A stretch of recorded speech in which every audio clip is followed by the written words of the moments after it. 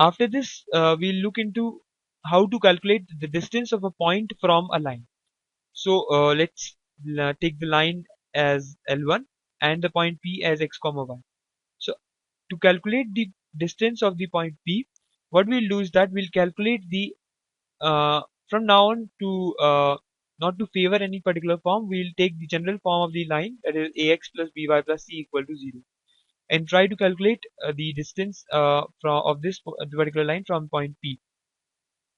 Okay, so to calculate this distance, what we'll use that we'll first of all find the intercepts and use the area of the triangle to calculate it. So to calculate the area of the triangle, what we need is we'll calculate area of the triangle by two different points, by two different formulas. First will be half base into height, and second by coordinate geometry, and whose formula you might know very easily, as I told you to revise earlier. So we'll write down both the formulas and put in the values. So here you note that the base is this particular thing, which is which you can calculate easily, will be under root c square by b square plus c square by a square. Before this, I think you would be able to get the intercepts by simply finding the x-intercept, simply put y equals to 0 and find the x, and to find the value of the y-intercept, we just put simply the value of x equals to 0. So we'll have this particular base, so we'll write down this base, and let the perpendicular distance be d, which is to be calculated, equals to the formula by the coordinate geometry. So to calculate this particular form, if you might recall, it's equal to half mod of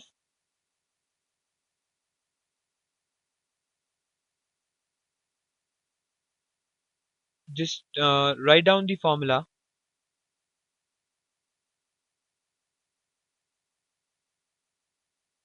So the particular by putting in the values in the formula, we have x into 0 plus c by b plus minus c by a, that is x2, into minus c by b minus y plus 0 into y1 minus 0.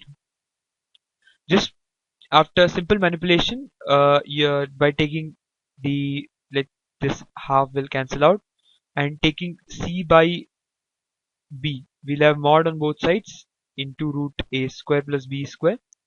Take the LCM on the RHS and the also to obtain c upon ab common here also, and cancel this. We'll be left here with a x1 plus b y1 plus c, if we have points as x1 and y1. So basically this particular d, the distance will come out to be mod of ax1 plus by1 plus c upon root a square plus b square. This under root is on both, root a square plus b square. So after we have worked out the distance between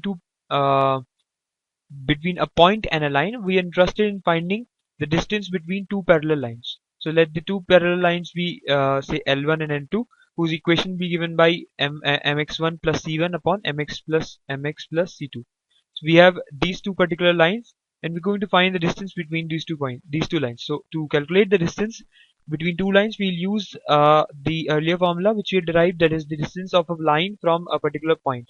And let's say we take a point on the line L1 as the x-intercept, which will be given by 0 comma c1, and calculate its distance from this particular line.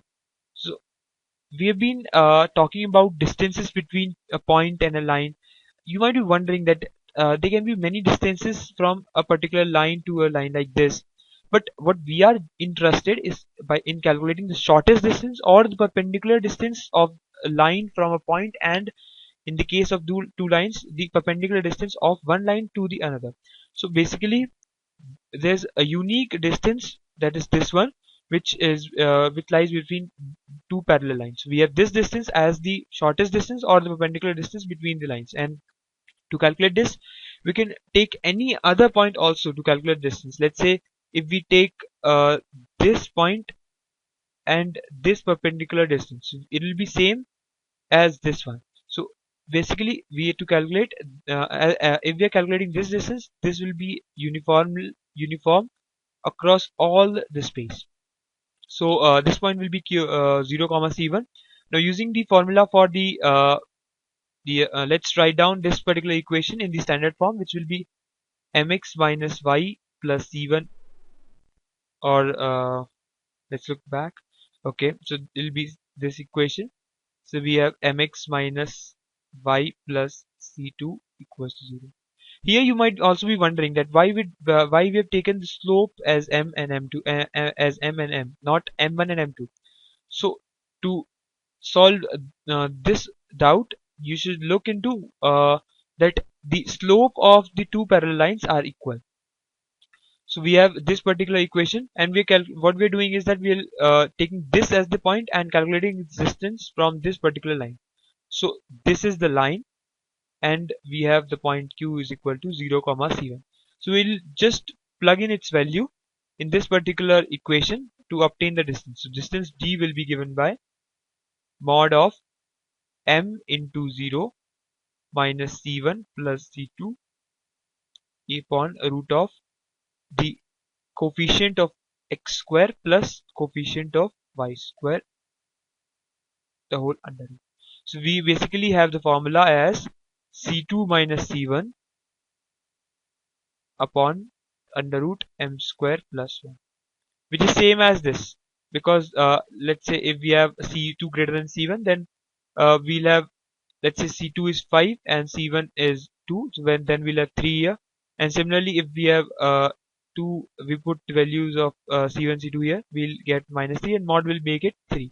So basically it remains same. This and this formula are same or equivalent. I hope this video tutorial was helpful in understanding some of the basic concepts of the straight line and understanding the geometrical aspect of using the different forms of the line and the distance. Thank you.